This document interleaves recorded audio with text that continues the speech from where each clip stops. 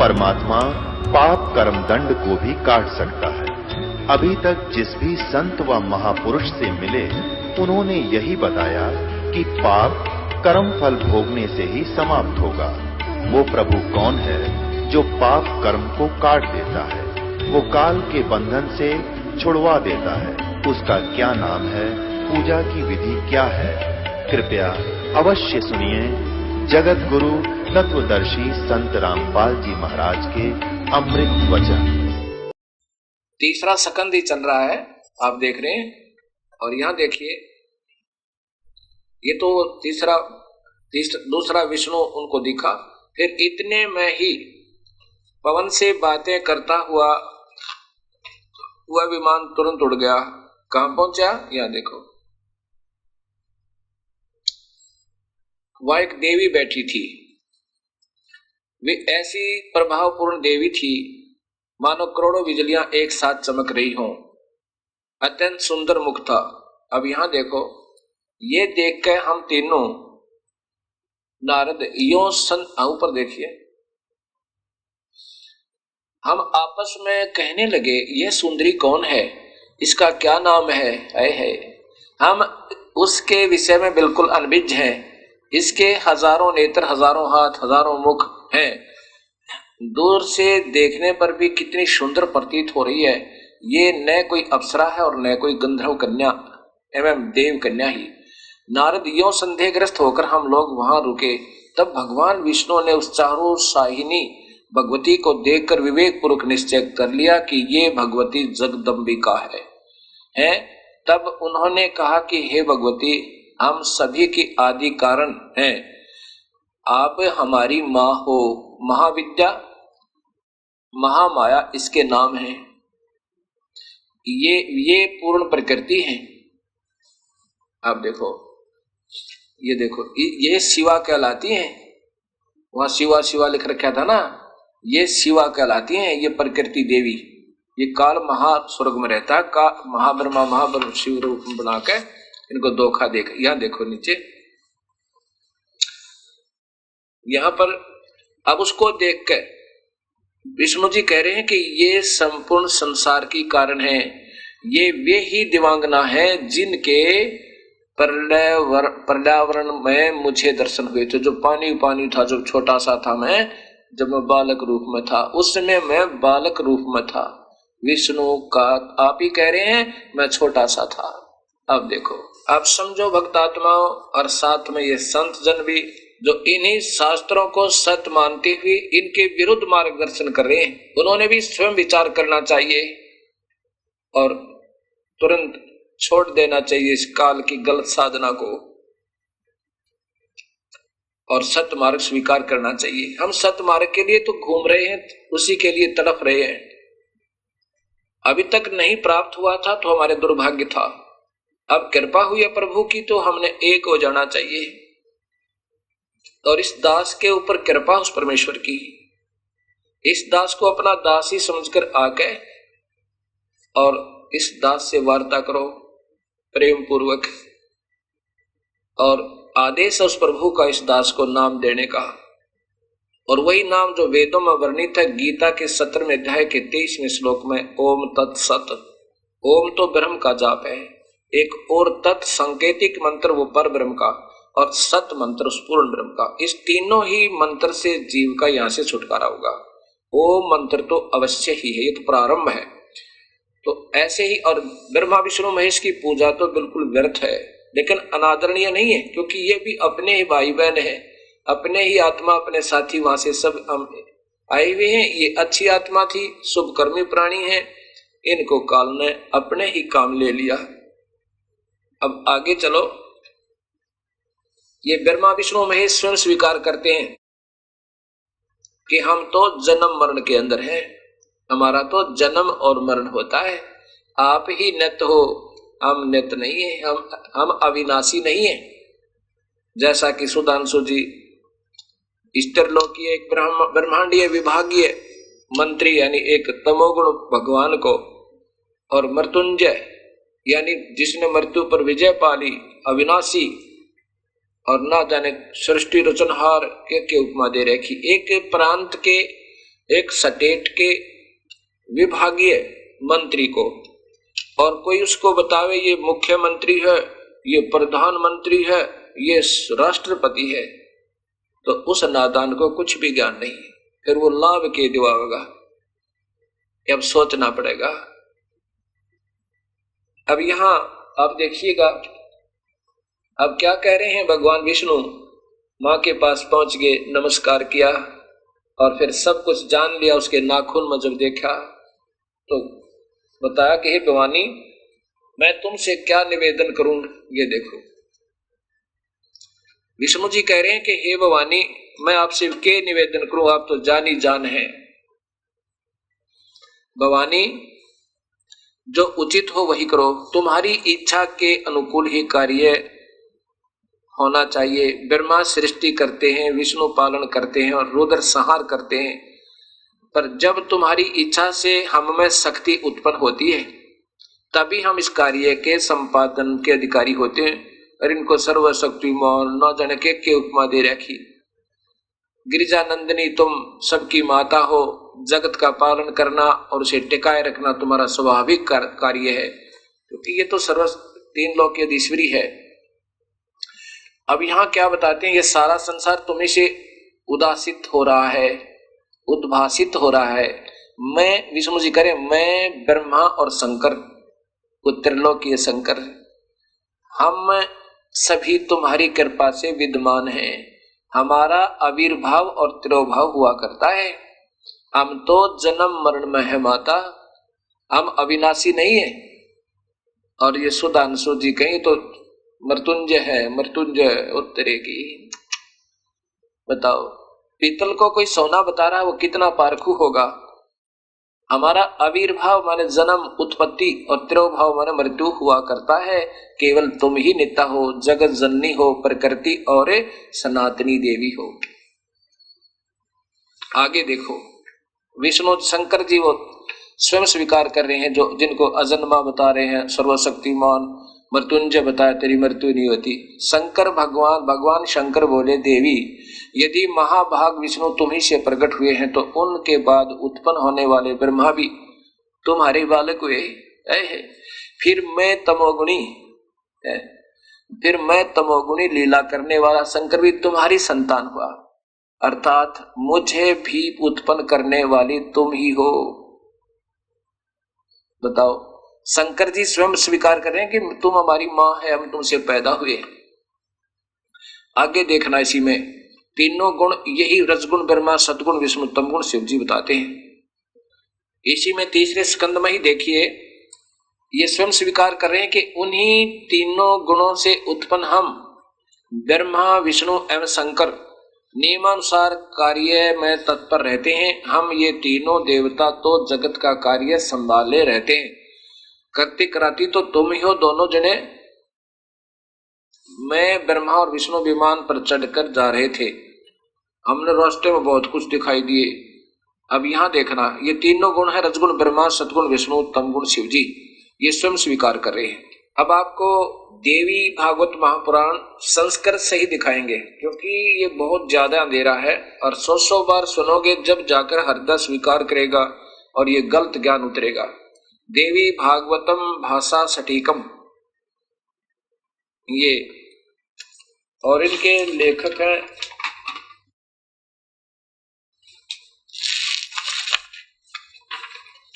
ये देखिए,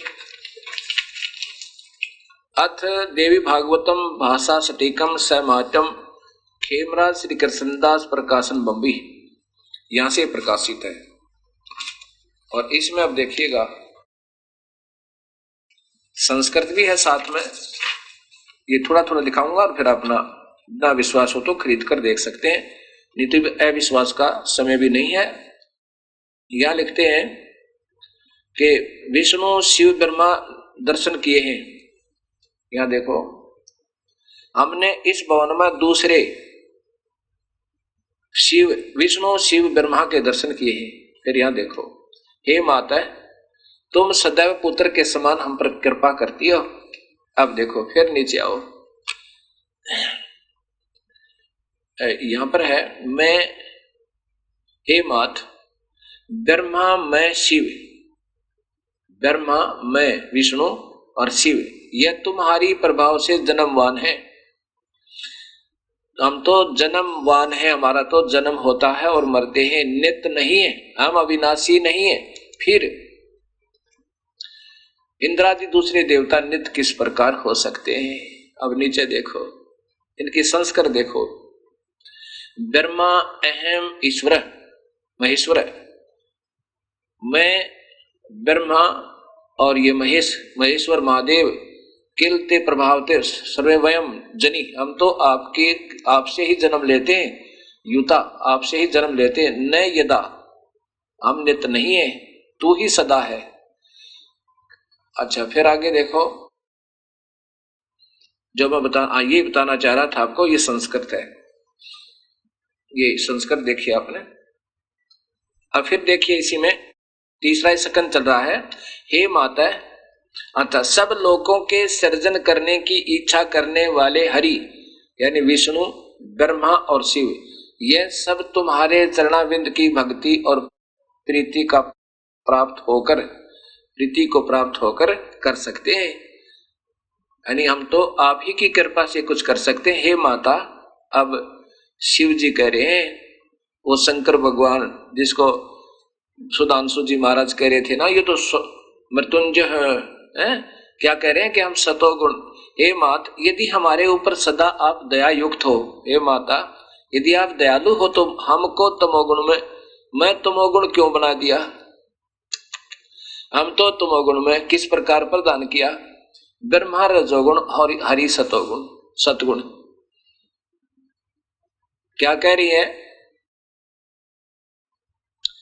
फिर देख लो कि शिव जी कह रहे हैं, हे माता, यदि हमारे ऊपर आप सदा दया युक्त हो तो मुझे इसे जुल्म में क्यों लगा दुनिया न मारूं? बेचारों का किसी का मां मरे, किसी का बेटा, और ये रो रो कर टक्कर मारे। मैं तमोगुण में किस प्रकार प्रदान किया, और ब्रह्मा रजोगुण हरि सतगुण। अब इन बेचारों को भी धोखे में रखा जा रहा है। अब ये संस्कृत भी देखें। यदि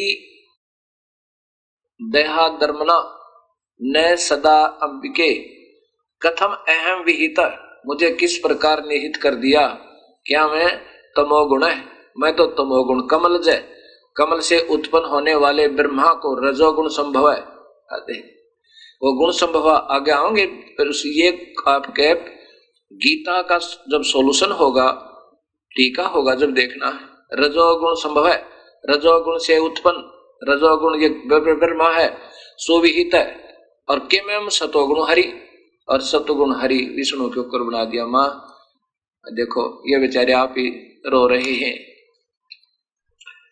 अब देखिएगा भक्त समाज आपके सामने ये सब सत्य आ रहा है, और ये पहले से विद्यमान था, ये किसी संत का मैं दोष नहीं मानता, क्योंकि अभी तक हमें ऐसा कोई संत मिला नहीं जो हमें सत्य बता सके, विशेषकर कलयुग में। अब कोई सत्य को बताएगा तो ये कई कारण बनेंगे इसको उलझाने के। एक तो इन संतों की महिमा इतनी हो चुकी है, इस गलत मार्गदर्शन करते करते काल तक की महिमा बताते हुए, और शास्त्र विरोध, ये सब शास्त्र हैं जो मैं आपको बता रहा हूं, इनसे अलग व्याख्या वे अपने काल्पनिक सुनी सुनाई लोक वेद के आधार पर, लोक वेद तो सुना सुनाया ज्ञान होता है, उसके आधार पर चल रहे हैं। शास्त्र विरुद्ध साधना की जा रही है और बताई जा रही है। नाम लेते हैं गीता जी का मर्मज्ञ ज्ञाता, और गीता जी में एक शब्द भी नहीं बताते उसमें क्या लिखा है। और इन देवी भागवत महापुराण, शिव महापुराण की महिमा गाते हैं, उसमें वास्तविकता क्या है यह किसी के सामने नहीं आ पाई। जितनी महिमा ब्रह्मा विष्णु महेश इस विभागीय मंत्रियों में है, इन तीन लोक के विभागीय प्रभुओं में है, इतनी तो है जितने संतजन बताते रहे, लेकिन अज्ञानतावश इनको अजर अमर बता रहे हैं। इनके कोई माता पिता नहीं थे, इसलिए पता लगा कि उनके पास भक्ति मार्ग -0 है, एक अंश भी नहीं है, जो एक पीतल को सोना बता रहे हैं। अब आपको थोड़ा सा भ्रम और हटाता हूं। ये योग वशिष्ठ, इसमें आप देखिए शिव जी क्योंकि श्री राम, ये देखिएगा योग वशिष्ठ ये महर्षि वाल्मीकि द्वारा रचित था संस्कृत में, और श्री राम पूछ रहे हैं वशिष्ठ जी से द्वितीय खंड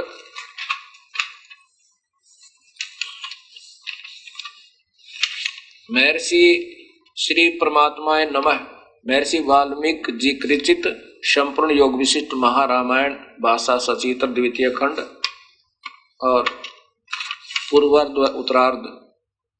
इसके संपादक हैं अनेक धार्मिक ग्रंथों के रचयिता श्री गिरधर जी। काशी पुस्तकालय इंडस्ट्रियल एरिया मथुरा से प्रकाशित है। योग वशिष्ठ से पूर्व एक बार फिर, क्योंकि भक्तजनों को भूल पड़ गई होगी ना, पीछे मैंने प्रारंभ में दिखाया था इस महात्मा जी का ये वेद सरिता, और वेद का अंश भी नहीं इसमें, परम पूज्य सुधांशु जी महाराज। ये देखो पूरा चित्र देखो, पूरी पुस्तक का पूरा पृष्ठ देखो। अब इसके अंदर क्या कह रहे हैं कि 183 पृष्ठ है ये इनका। सुदासु जी कह रहे हैं कि शिव ही मृत्युंजय है। वो कौन सा शिव? वही शिव त्रिलोकी है जो स्वयं कहते हैं हम तो नाशवान हैं। ये शिव जी। इसके बारे में क्या बता रहे हैं? भगवान शंकर मंगल दाता कल्याण स्पर्द सौभाग्य को देने वाले आशुतोष शीघ्र ही प्रसन्न हो जाएं। भगवान शंकर ने अपने माथे पर चंद्र को धारण किए हुए किया है, प्रतीक है शीतलता का। भगवान शंकर ने गले में सर्प को डाला है, सर्पों की माला डाली है, अर्थात ये वही भगवान है, तीन लोक के विभागीय मंत्री।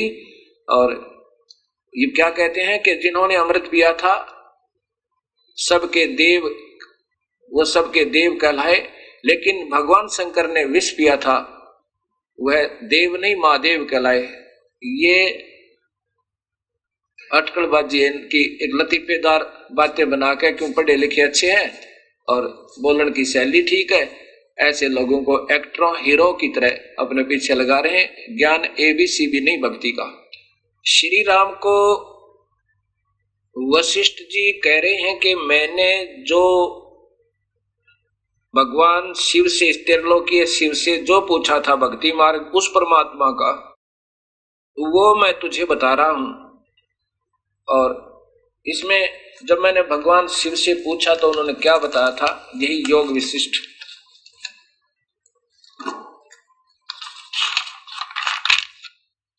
ये वही योग विशिष्ट है, द्वितीय खंड महर्षि वाल्मीकि रचित संपूर्ण योग विशिष्ट महारामायण द्वितीय खंड के श्री गिरधर जी इनके रचयिता है। काशी पुस्तकालय इंडस्ट्रियल एरिया मथुरा से प्रकाशित है। यहां देखिए, परम शिव परमात्मा ने अनंत शक्तियां और परमात्मा है जो सदा शिव। श्री महादेव ने कहा मेरे से उस समस्त जगत सता स्वरूप मणि को पिटारी परम चेतन सर्वेश्वर परमात्मा में उनकी शक्तियां प्रत्यक्ष आविर्भूत होती हैं, रहती है। अब यहां देखो, वशिष्ठ जी ने पूछा जगत के स्वामिन इन सदा शिव की कौन सी शक्तियां हैं, वे किस तरह रहती हैं? महादेव जी बता रहे हैं। श्री महादेव ने कहा, ये महादेव त्रिलोकाला कहा कि उत्तम व्रत पालन करने वाले सोम उस निराकार सर्वात्मक अप्रमेय परम शांत सचिदानंद सदाशिव परमात्मा की ये अपने पिता की बात बता रहा है, जिनको आप नहीं मालूम, वो इनको भी नहीं मिला अभी तक, ये यहां तक बता रहे। यानी उस परमात्मा की, परमात्मा कोई और है, उस व्यक्त से कोई और अव्यक्त, ये आपको गीता बताओगी। 8वें अध्याय में। अच्छा अब देखना, उस परमात्मा की कह रही महादेव जी कहते हैं महादेव जी कह रहे हैं कि मेरे से उस परमात्म देव के पूजने के जितने कर्म हैं उन सब से पहले दयाभिमान प्रयत्न पूर्वक छोड़ देना चाहिए। अब ये बातें हैं, वो ये सिद्ध करना चाहता हूं कि वो परमात्मा कौन है। अब फिर वो सृष्टि रचना कबीर साहब के द्वारा बताई, फिर आपको बतानी पड़ेगी एक बार फिर बताता हूं, पूरी नहीं, जहां से छोड़ी थी। ये काल, ये सदाशिव कहलाता है। यही कैसे निराकार हुआ कि आज के बाद मैं किसी को दर्शन नहीं दूंगा व्यक्त रूप में, यानी सामने नहीं प्रकट होऊंगा, पर है वो आकार में। जब ये तीनों पुत्र हो गए, ब्रह्मा विष्णु महेश, उस ब्रह्मलोक में, ब्रह्मलोक एक स्थान है जिसमें एक ब्रह्मा का अलग से लोक, एक विष्णु का अलग, ये महाब्रह्मा महाविष्णु महाशिव लोक अलग से बनाकर, जैसे रजोगुण प्रभावित अक्षेत्र को महाब्रह्मा और महासावित्री रूप में, अर्थात इस प्रकृति को अपनी पत्नी के रूप में रखकर ये काल रहता है, जो मैंने बार बार बताया आपको।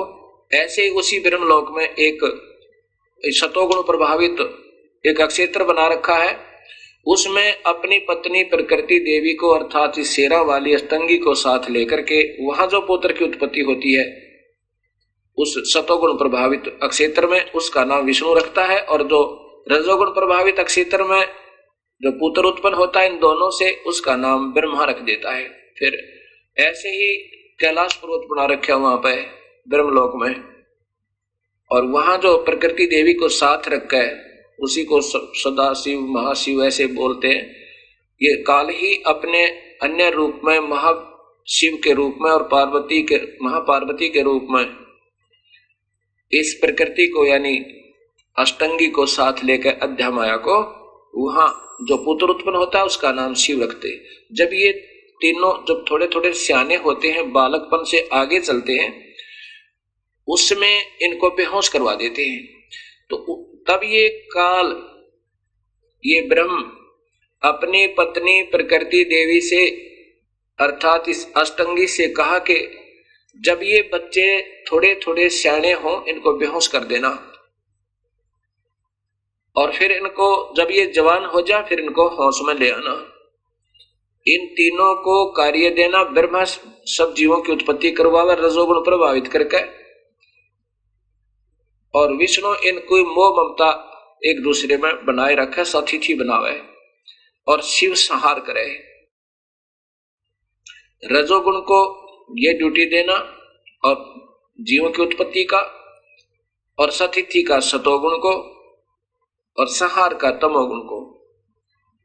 और यही तीनों पुत्र जब सियाने हो जाए, इनको ब्रह्मा को कमल के फूल पर मैं सबसे सतिथि तैयार कर दूंगा, काल कहने लगा। और विष्णु को शेष सैया पे, रुद्र को कैलाश पर्वत के कोने पे, इनको होश में लाकर इकट्ठे कर देना,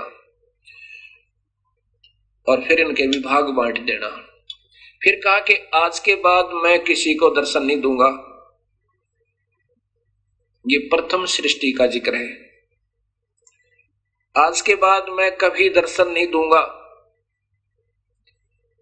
और अव्यक्त मुझे निराकार मान्या करेंगे, लेकिन मैं आकार में अपने लोक में रहा करूंगा। और कभी कभी चतुर्भुज रूप में इस ब्रह्मलोक में भी रहा करूंगा। मेरे उस वास्तविक रूप परम रूप का कोई भी दर्शन नहीं कर सकता, ना वेदों में वर्णित विधि से, ना ही किसी तप से, ना यज्ञ से, ना हवन से मेरी प्राप्ति कोई नहीं कर सकता। मैं कभी किसी के सामने व्यक्तिगत रूप से नहीं आऊंगा। तब प्रकृति देवी ने, शेरावाड़ी ने कहा था आद्या माया ने कि निरंजन, मैं अकेली औरत कैसे इस 20 ब्रह्मांड को चलाऊंगी तेरे को। तब इस काल ने कहा था तू चिंता ना करे, ये सब कार्य मैं करता रहूंगा, पर मैं सामने नहीं आऊं किसी के अंदर प्रवेश करके, किसी को गुप्त प्रेरणा देकर, कभी आकाशवाणी करके। मैं कभी किसी के सामने व्यक्तिगत रूप से नहीं आऊंगा, लेकिन कार्य मैं सारे करवाऊंगा। मेरे हाथ में सबका रिमोट होगा, और मैं इन सब से अपना सब कार्य करवाता रहूंगा, मैं तेरा सहयोग देता रहूंगा।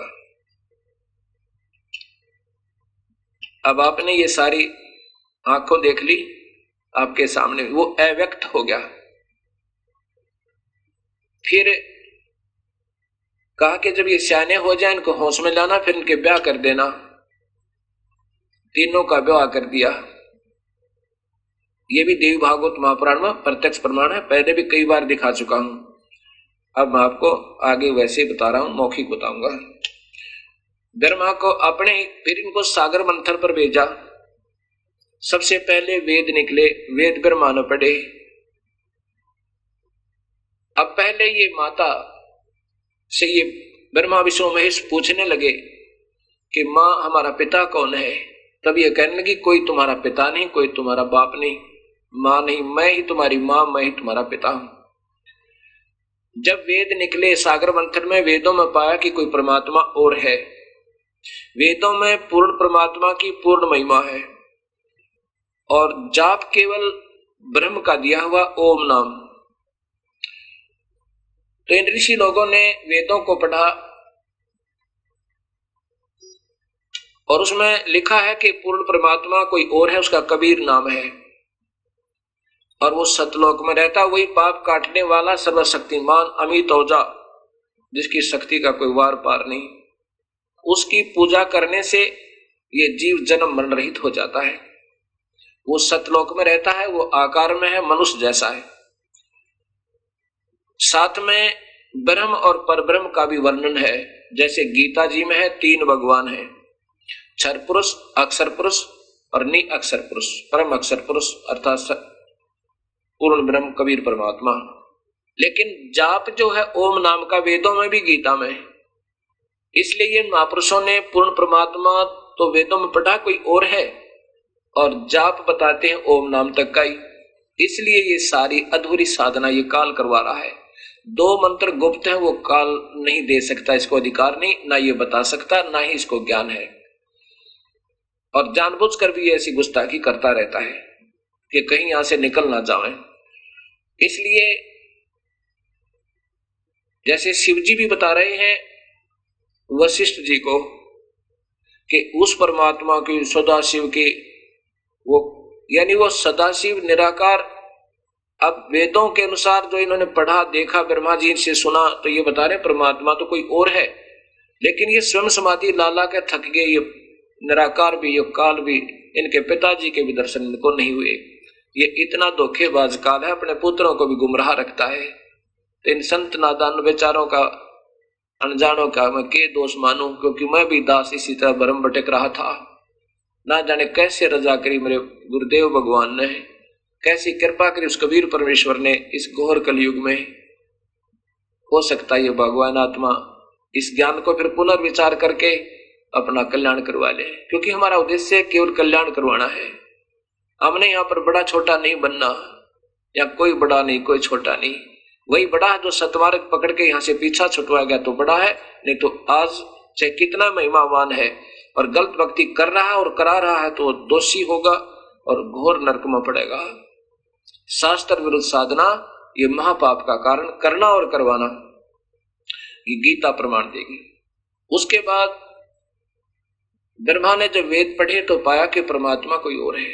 मां से पूछा कि मां आप तो कहा करती कि परमात्मा कोई नहीं, इसमें लिखा कि प्रभु कोई और है जो सारी सृष्टि का रचनहार है और उसको ध्यान से ढूंढा जा सकता। जैसे शिव जी बता रहे थे वशिष्ठ मुनि को कि उसका मुख्य ध्यान ही है। इन्होंने बस मेडिटेशन तक पढ़ा है, लेकिन ध्यान तो एक यज्ञ है और यज्ञ से प्रभु प्राप्ति नहीं हो सकती। ओम नाम के जाप से प्रभु प्राप्ति नहीं हो सकती।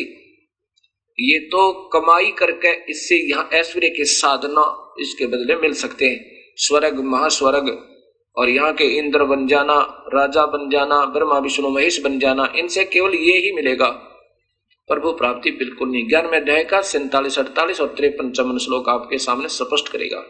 तो वेदों में पढ़ा कि ध्यान यज्ञ करने और ओम नाम के जापते का मंत्र बता रखा है, शायद प्रभु मिलता होगा। ऐसे ही ये ब्रह्म जैसे शिव जी बता रहे थे कि उसका मुख्य ध्यान ही है उसका, उस परमात्मा को पाने का। अब ध्यान लगा लगा शिव जी ने 88,000 वर्ष साधना की, परमात्मा नहीं मिला, एक प्रकाश दिखा और उसी को प्रकाश मान लिया। प्रभु का वही रूप मान लिया कि वो निराकार है, दिखता नहीं, ज्योतमय है, प्रकाश में है। यहां जाकर सबने अपने लेखनी बंद कर दी और वर्णन बंद कर दिए। लेकिन वो कैसा है, कौन है, वो तो स्वयं ही बताता है कि कबीर परमेश्वर के मैं हूं वो परमात्मा जो सारी सृष्टि का रचनहार। और उसके पाने के तरीके ये 3 मंत्र है। ओम तो है, क्योंकि ओम से तो हमने यहाँ का ऋण उतारना है। ओम जाप की कमाई जरूर करनी पड़ेगी।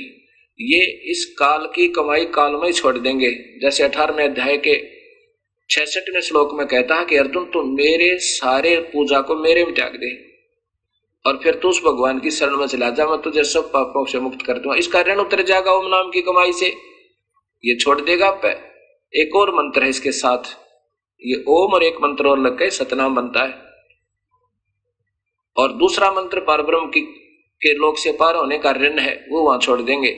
और तीसरा जो मंत्र है वो हमें सतलोक ले जाएगा, उसकी कमाई भी करनी है। ऐसे ये सारनाम बन जाएगा, तब हम यहां से मुक्त हो सकते हैं, अन्यथा नहीं हो सकते। ऐसे अब ब्रह्मा ने 4 युग, ब्रह्मा कहने लगा मां आपकी बात पर मुझे अविश्वास है। वेद मां ने कहा कि बेटा तुम्हें ये परमात्मा मिला नहीं, तुम्हारा पिता, इसने प्रण किया है, कसम खाई है कि भी किसी के सामने आकार में नहीं आएगा, वो अव्यक्त रहेगा, व्यक्ति रूप में आकार रूप में कभी नहीं आता। ब्रह्मा बोला मां आपकी बात पर अविश्वास है मुझे, अब मैं आपकी बात को स्वीकार नहीं कर सकता, क्योंकि पहले आप कुछ कह रहे थे, आज कुछ कह रहे हो। वेदों में लिखा है मैं ऐसे भगवान को ढूंढूंगा, मेडिटेशन करूंगा। अब ये 2 घंटे मेडिटेशन बताने वाले संत आपको क्या आनंद दिला देंगे, ये ध्यान से सुनना, क्योंकि शास्त्र प्रमाण होते हैं। बाकी दंत कथाएं हैं जो संत आपको मेडिटेशन ऐसे देखो भीतर आनंद आवे, क्या आनंद आएगा इसमें? ये काल का ढमढमा, काल ही का इसमें सारी व्यवस्था, इसमें क्या आनंद आएगा? शराबी शराब पी का आनंद मान लेता है, सिनेमा में बैठकर 2 घंटे आनंद मान लेते हैं। ऐसे मेडिटेशन करने वाले इसमें 2 घंटे अंदर आनंद मान लेते हैं। ऐसा नहीं है। ऐसे ब्रह्मा जी ने कहा कि मैं इस परमात्मा को ढूंढूंगा, ध्यान लगाऊंगा, ओम नाम का जाप करूंगा। मां ने कहा बिल्कुल नहीं मिलेगा, ये तेरा भ्रम है भाई। नहीं मां, वेद गलत नहीं हो सकते। वेद तो गलत नहीं है, पर यह समझ गलत है आपकी, ये समझ नहीं सकते उस कबीर परमात्मा के बिना या उसके सत्य नुमाइंदे के बिना। ब्रह्मा ने कहा कि नहीं मां, मैं जाके प्रभु को ढूंढूंगा। माता ने कहा शेरा वाली ने अगर नहीं मिला तो क्या करेगा? ब्रह्मा बोला मैं भी नहीं आऊंगा, दर्शन नहीं दूंगा आपका। अच्छा, चले गए। 4 युग तक समाधि करी, लगाई, मेडिटेशन किया ब्रह्मा जी ने। और उस महापुरुष जैसा मेडिटेशन कोई कर सका अब इस कलयुग में?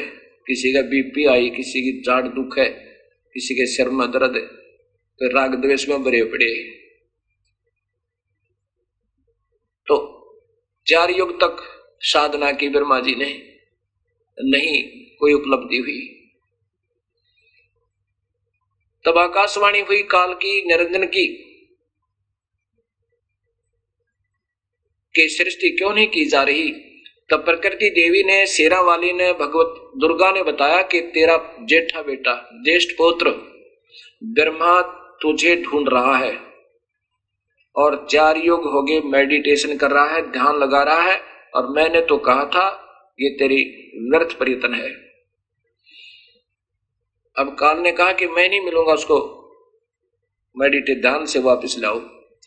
देवी ने अपनी सबद शक्ति से, दुर्गा ने अपनी सबद शक्ति से एक लड़की की उत्पत्ति की, उसका नाम गायत्री रखा और कहा बेटी जा अपने भाई ब्रह्मा को उठा के ला, उसके चरण छूना, चरण स्पर्श करते ही वो होश में आ जाएगा, समाधि टूट जाएगी। गायत्री ने जाकर के ब्रह्मा के चरण छुए, वो होश में आया, सामने एक लड़की को देखकर कहने लगा कुंटा तो मेरा धर्म भंग करने के लिए आई है, मेरा तप तोड़ने आई है, मैं तुझे श्राप देता हूं। गायत्री ने कहा कि ब्रह्मा मेरी कोई कमी हो तो मुझे श्राप देना, पहले मेरी बात सुन ले। मैं मां ने भेजी हूं और तेरे बिना सृष्टि, जीवों की सृष्टि का कार्य अधूरा है, मैं आपको लिवाने आई हूं, मेरा दोष नहीं है। तब ब्रह्मा बोला कि गायत्री मत चल तो पढ़ो, पर माँ के सामने मुझे शर्म लगे। मैं कह कर रहा था कि अगर पिता के दर्शन नहीं हुए तो मैं माँ आपको सूरत नहीं दिखाऊंगा। अब कैसे चलो, दर्शन हो नहीं रहे, 4 युग हो गए। कबीर साहब कहते हैं तीनों देवा उसको जावे, निरंजन का वो पार नहीं पावे। ब्रह्मा विष्णु महेश भी अपने पिता को ढूंढ रहे, इनको भी ये दर्शन नहीं देता। इतना कपटी है, कबीर साहब बता रहे हैं। तो ब्रह्मा ने कहा कि यदि तू मेरी झूठी गवाही दे दे मां के सामने तो मैं चल पड़ू। तो गायत्री ने एक शर्त रखी जो यहां बताने योग्य नहीं है, ये आप पढ़ सकते हो। ब्रह्मा ने स्वीकार की। फिर गायत्री ने कहा कि एक और तैयार करते हैं अपना गवाह। गायत्री ने अपनी सब शक्ति से एक लड़की और तैयार की, उसका नाम पोपवती रखा। उससे कहा कि पोपवती तू ब्रह्मा की झूठी गवाही दे दे कि ब्रह्मा ने पिता के दर्शन अपने सामने किए। पोपवती ने कहा कि मैं क्यों झूठी गवाही दूं। उसने भी एक शर्त रखी, वो भी यहां बताने योग्य नहीं भद्र समाज के सामने। ब्रह्मा ने वो भी स्वीकार की। अर्थात तीनों के तीनों आकर दुर्गा के सामने कहते हैं, प्रणाम करते हैं। दुर्गा ने पूछा कि ब्रह्मा क्या तुझे अपने पिता के दर्शन हुए, उस अव्यक्त के, काल के, निरंजन के, ज्योत निरंजन के। ब्रह्मा ने कहा हाँ मां मुझे दर्शन हो गई। भाई के प्रत्यक्ष क्या प्रमाण है ऐसा मैं इससे मानो कि तुझे दर्शन हुए। ब्रह्मा ने कहा कि इन दोनों से पूछ लो। उन दोनों ने कहा कि हाँ हमारे सामने परमात्मा आए, ब्रह्मा को दर्शन दिए और आशीर्वाद दिया। अब देवी ने सोचा भाई अच्छा मेरे से कह रहा था कि मैं किसी को दर्शन नहीं दूंगा, ये मेरा घटिया संविधान है, ये अटल संविधान है, अनुत्तम। अब गीता जी में दिखाऊंगा आपको। और फिर संतों की टीका की हुई आपके सामने वो गीता आवेगी। क्योंकि देखो इन संतों की सोच तो बढ़िया ही थी बेचारों की कि सरलार्थ करें, जब इन्हें स्वयं ही ज्ञान नहीं, सरलार्थ का अनर्थ कर दिया। अनुत्तम को उत्तम, श्रेष्ठ, उच्चतर तेरेगी। डिक्शनरी फेल कर दी सारी, ज्ञान तो फेल कर ही रखा था, डिक्शनरी के शब्दार्थ बदलने लग गए। इनको अल्पज्ञ कहते हैं। ज्ञानहीन जो गुरु कहावे आप पर डूबे और डुबावे, तब वो अक्षुब्ध होकर, नाराज होकर प्रकृति अर्थात दुर्गा एकांत स्थान में बैठी और कहने लगी निरंजन तू तो बहुत झूठा, मेरे से कह रहा था कि मैंने तो किसी को दर्शन देने नहीं, ये मेरा घटिया अनुत्तम, अवयम अनुत्तम, अटल अनुत्तम घटिया संविधान है कि मैं कभी किसी के सामने व्यक्त रूप में नहीं आता। गीता जी के 7वें अध्याय का और 24-25वां श्लोक, 7वें अध्याय का भी दिखाऊंगा आपको। ये मेरा घटिया नियम है, मैं कभी किसी के सामने व्यक्तिगत रूप से नहीं आता। ये तीनों वो बोली तो ऊपर तो कहने लगी कि संभाल अपने डमडमे ने, तो झूठा है।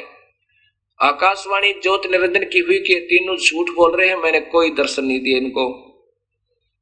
तब वो माई दुर्गा उठी और गुस्से में आकर कहने लगी रे निकम्मे तुम झूठ बोलते हो, आकाशवाणी हुई है प्रभु की कि उसने कोई दर्शन नहीं दिया तुम्हें। फिर वह तीनों हंसने लगे।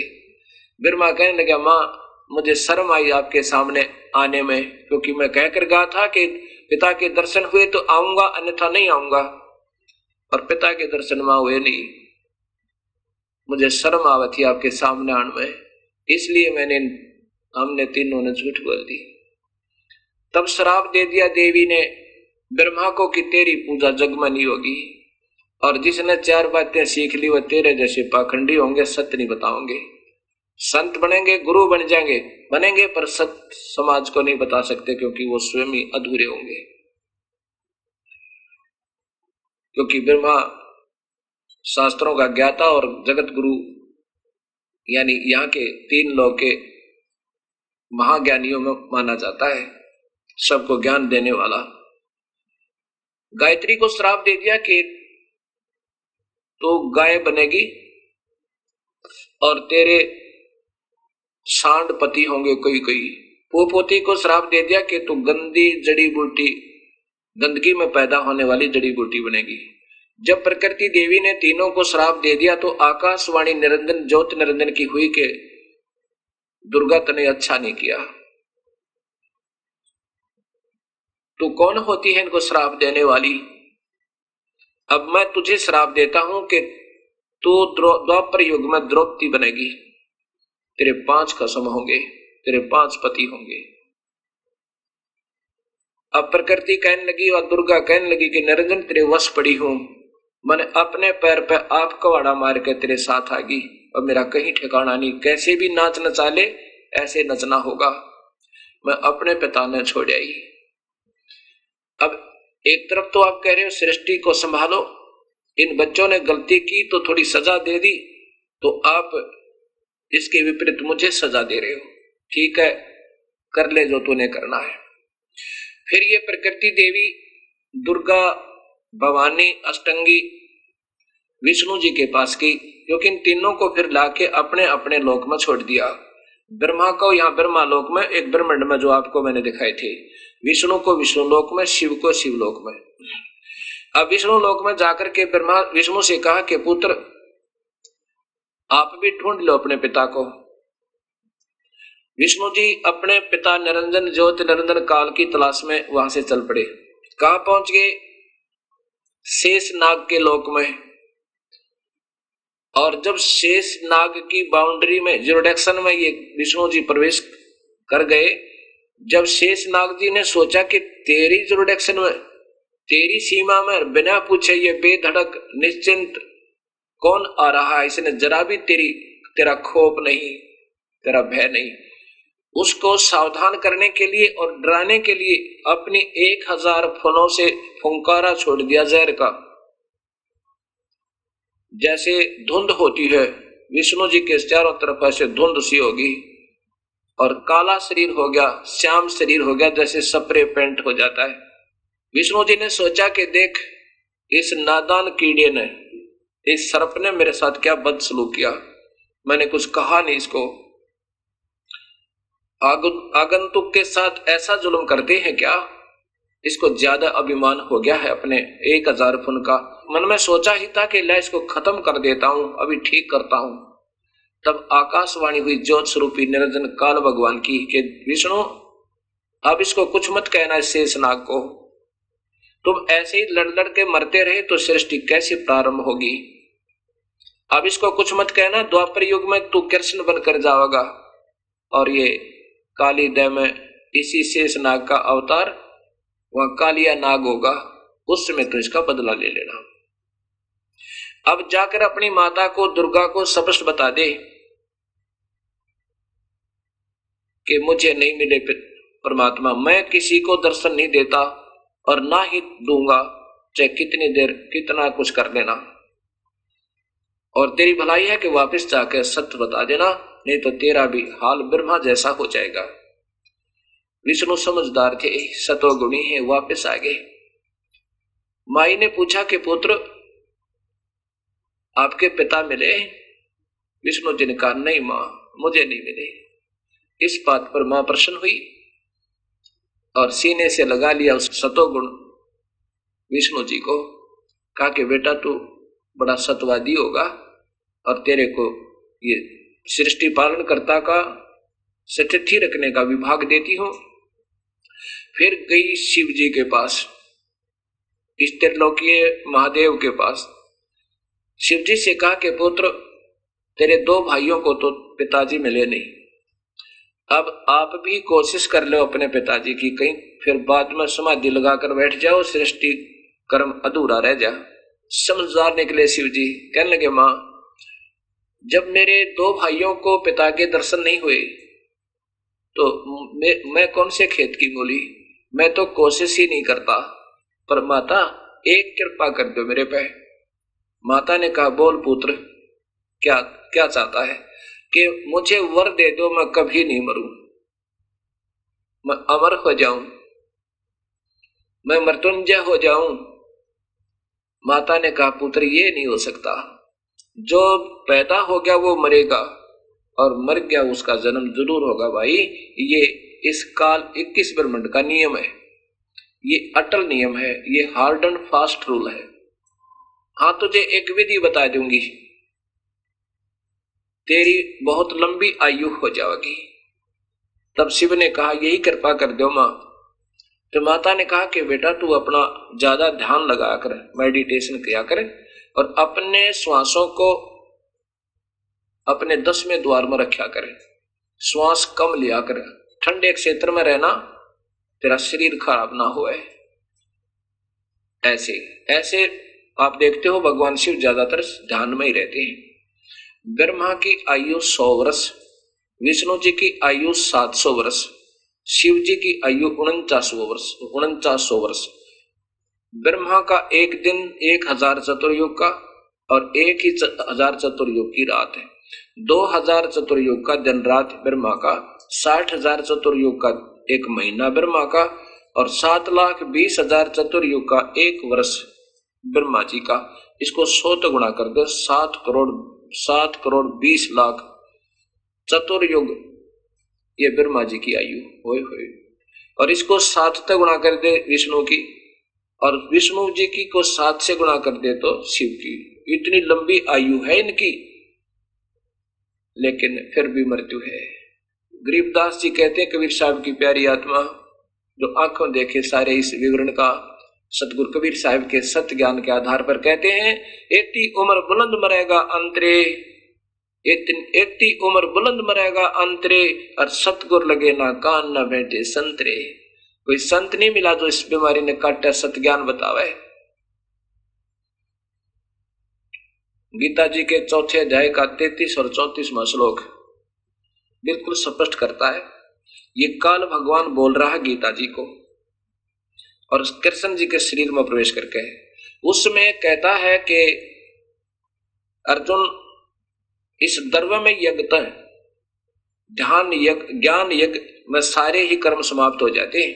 उत्तम है, बहुत उत्तम है, क्योंकि ज्ञान में सभी कर्म समाप्त हो जाते हैं। कैसे? अब कोई कुछ पूजा कर रहा है, कोई आरती उतारे गणेश जी की, कोई फलाने जी की, कोई मंदिर में कोई कितना, कोई उस भगवान को सर्वश्रेष्ठ वो भगवान अविनाशी। जब तक सही ज्ञान नहीं होता इतने ये भ्रमणा भटकना बड़ी रहती है। द्रव्य यज्ञ होती है जैसे भंडारा करना, हवन करना, इनसे कहते हैं ज्ञान यज्ञ उत्तम है। जब सही ज्ञान होगा तभी तो हम भक्ति कर सके। कैसे भगवान पावे, कौन परमात्मा है, उसकी क्या विधि है, यही नहीं है तो वैसे ही फिर वो तो भ्रमणा भटकना होती है। तो ज्ञान से तेरे सारे कर्म समाप्त हो जाएंगे और सही भक्ति प्रारंभ होगी। इसलिए ज्ञान यज्ञ सबसे उत्तम है। वो कौन सा ज्ञान?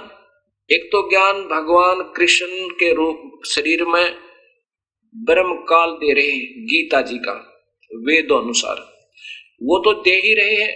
अब कह रहे हैं कि इसमें जो ज्ञान दे रहा है वो तो ब्रह्म तक का दे रहे हैं। ओम नाम का जाप जप यज्ञ करे और ऐसे रहनी रहे, ऐसे करनी कर, लेकिन जन्म मरण नहीं मिटेगा, स्थाई स्थान नहीं मिलेगा, पूर्ण शांति नहीं होगी, अर्थात तेरे मेरे बहुत जन्म हो गए।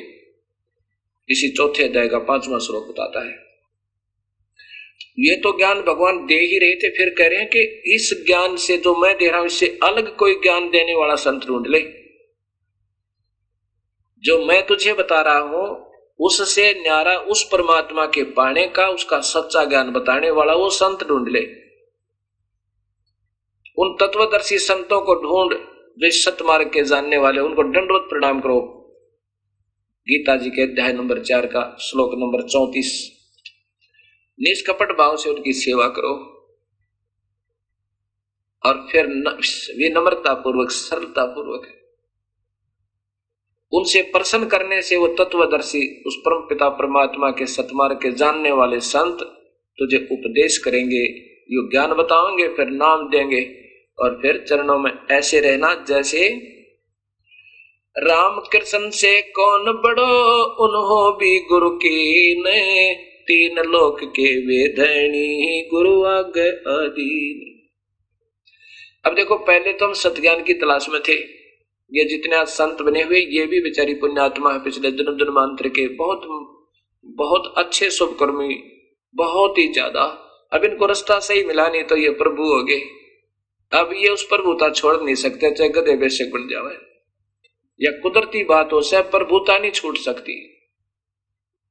और सब कुछ छोड़ सकते। राज्य तजना सहज है और सहज त्रिया काले मान बढ़ाई ईर्षा। अब ईर्षा होगी इस दास के प्रति, किनको? जो बिल्कुल पाप के भागी होना जिन्होंने। और ये नहीं छूटा, मान बढ़ाई छूटे नहीं, क्यों? लाखों से सो गए, पता भी लग जाएगा कि तुम अधूरे। क्यों? शास्त्र विरुद्ध गीता बताती है कि वो ना इस जन्म में उनका कोई कर्म अच्छा बन रहा, ना भविष्य में। इसलिए अर्जुन तेरे लिए शास्त्र ही प्रमाण है। और शास्त्र विरुद्ध त्याग का जो साधना करता और करवाता वो दोनों नरक के भागी है। लेकिन पुण्यात्मा भी हैं, सोचेंगी इसमें मान बढ़ाई नहीं, हम एक पिता की संतान है, हम काल के जाल में है, हमने यहां से पीछा छुटवा के इस मनुष्य शरीर का लाभ उठाना चाहिए। कौन बड़ा कौन छोटा, रामकृष्ण से कौन बड़ा, उन्हें भी गुरु कीन, और 3 लोक के वो भगवान वशिष्ठ मुनि का गए। श्री राम जी आधीन जैसे वो भगवान भी विनम्र रहे, और श्री कृष्ण जी दुर्वासा जी के सामने, क्योंकि दुर्वासा जी उनके गुरुदेव थे, ज्ञान के आध्यात्मिक गुरु। संदीपनी जी उनके ज्ञान गुरु थे, उन्होंने अक्षर ज्ञान कराया था। जो 3 लोक के महान आत्मा भी और ऐसे विनम्र हो सके। मैं तो अपनी बताता हूं, यदि आज मैं गुरु होता, लाखों शिष्यों को गुमराह कर रहा होता और मुझे ये ज्ञान मिल जाता, चरण दो संत के जाके और अनाउंस कर दो सबको, भाई हमारे पास कुछ नहीं है, और जाके अपना उपदेश ले लो, अपना कल्याण कराऊं और उनकी फांसी निकलवा दो काटते। ठीक है, अनजान पड़े में ना जाने किस पे की गलती हो जाए। गलती तो नहीं कह सकते, क्योंकि ये तो भक्तात्मा संत आत्मा अपनी तरफ से तो कोशिश तो कर रहे हैं कि हम सत्य बता रहे हैं, पर सत्य तो नजदीक भी नहीं है, क्योंकि शास्त्र प्रमाण दे रहे हैं। जब तक हम ईर्षा ही नहीं छोड़ेंगे, मान बढ़ाई नहीं त्यागेंगे, तो फिर काहे के भक्त। जब हम ही नहीं इस निर्मलता को स्वीकार कर सकते, तो शिष्य कैसे अनुसरण कर पाओगे। अब ये दास क्या बताना चाहता है आपको। उसके बाद जब ये तीनों ने फैसला कर लिया कि अब कहा माने कि तुम मेरे से शादी करो और यहाँ की सृष्टि उत्पन्न करो, बच्चे पैदा करो मेरे से, तब ब्रह्मा विष्णु महेश कहने लगे, माँ माता नार पुत्र की होई, ए जननी ये कहाँ अगधोई। ए माँ इस पाप नाम कहाँ धोएंगे। तब बोली, बेटा मैं तो तुम्हारे परीक्षा ले रही थी तुम्हारा कि तुम कितने विवेकशील हो। अब ऐसा करो, सागर मंथन करो। फिर दूसरी बार जब सागर मंथन किया, अपने ही 3 रूप बनाकर सागर में प्रवेश कर गई। एक सिद्धि चोलेदार, चोला माने शरीर, और 3 रूप बनाकर बाहर आई। ब्रह्मा विष्णु महेश एक एक लड़की को लेकर मां के पास आए, चौथे रूप में मां बैठी। यही तो जाल है, यही तो खेल है इस काल का। माता ने पूछा कि भाई पहले कौन सी निकली थी? ये निकली थी, इसका नाम सावित्री रखा, फिर माता शादी कर दी। दूसरी का नाम लक्ष्मी रखा, हुआ विष्णु ते ब्याह दी, और तीसरी का उमा रखा, वो स्त्रीलोकीय शंकर ते शादी कर दी। अब देखिए, वे देवी भागवत महापुराण गीता प्रेस गोरखपुर से प्रकाशित कि इसके अंदर इन तीनों का विवाह, ब्रह्मा विष्णु महेश की शादी माता कर रही है। ये वही है, गीता प्रेस गोरखपुर से प्रकाशित है। और श्री हनुमान प्रसाद पोदार चिमनलाल गोस्वामी ये इसके संपादक है। इसमें देखिए वही 3रा स्कंध ही चल रहा है आगे। यहां देखो, भगवती जगदम्बा ने भगवान विष्णु से कहा, विष्णु मन को मुग्ध करने वाली इस महालक्ष्मी को लेकर तुम भी पधारो। ये भी कुछ भी कहे, महालक्ष्मी कह दो चाहे कुछ भी, तो लेखक की अपनी लेख है। लक्ष्मी को लेकर तुम पहुंचो, ये सदा तुम्हारे वक्षस्थल में विराजमान रहेगी, तेरी छाती पर रहेगी। अब यहां देखो, अब शंकर की शादी। देवी ने कहा, शंकर मन को मुग्ध करने वाली यह महाकाली गौरी नाम से विख्यात है, तुम इसे पत्नी रूप से स्वीकार करो, क्लास की रचना करके वहीं रहो। अब आगे देखो, यहां लाओ, ये देखो, ब्रह्मा जी कहते हैं, ऊपर माई क्या कह रही है कि मेरा तथा सनातन परमात्मा का ध्यान तुम्हें सदा करते रहना चाहिए। हम दोनों का स्मरण करते रहोगे तो तुम्हारे कार्य सिद्ध होने में किंचित मात्र भी संदेह नहीं रहेगा। अभी तो बालक से है, बिल्कुल कुछ भी शक्ति नहीं इनके अंदर, ऐसा यह प्रमाण दे रही है। अब ब्रह्मा जी कहते हैं, इस प्रकार कहकर भगवती जगदम्बिका ने हमें विदा कर दिया। उन्होंने शुद्ध आचार वाली शक्तियों में से भगवान विष्णु के लिए महालक्ष्मी, शंकर के लिए महाकाली और मेरे लिए महासरस्वती को पत्नी बनने की आज्ञा दे दी। अब यहां से ये काल सृष्टि प्रारंभ हुई एक ब्रह्मांड की। ऐसे ऐसे 20 ब्रह्मांड इस काल के हैं, उसमें हर एक में ऐसा ही ब्रह्मा, ऐसा ही विष्णु, ऐसा ही शिव एक एक है, और ये स्वयं कंट्रोलर है हर ब्रह्मांड में रह गए। वहां मां ब्रह्मा, मां विष्णु, मां शिव रूप में रहता है। अब यही प्रमाण आपको वेदों में दूंगा कि वो कबीर ये बताएंगे, वो सृष्टि रचनहार कबीर है, और कबीर साहब ने स्वयं ही अपनी रचना बताई है।